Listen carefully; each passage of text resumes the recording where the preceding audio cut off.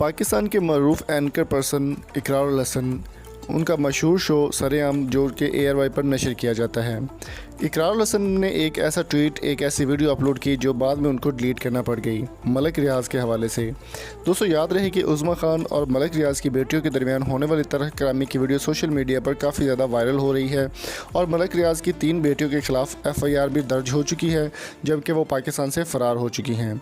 दोस्तों ट्विटर पर एक वीडियो अपलोड की गई इकरार हसन की जानिब से, जब उन्होंने कहा कि मलक रियाज़ के बारे में पाकिस्तान का मीडिया कोई भी बात नहीं दिखा सकता और पाकिस्तानी मीडिया यहाँ पर बहुत ज़्यादा पैसा लेता है मलक रियाज़ से और उसके बारे में ख़बर नशर करना पाकिस्तानी मीडिया के बस की बात नहीं है।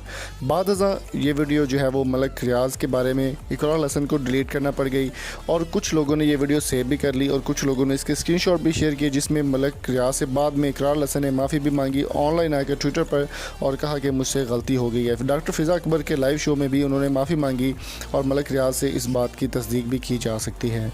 तो दोस्तों उम्मीद करता हूँ ये छोटी सी अपडेट आपको पसंद आई होगी। वीडियो पसंद आई तो चैनल को सब्सक्राइब ज़रूर कीजिएगा। Thank you so much for coming. अल्लाह हाफिज़।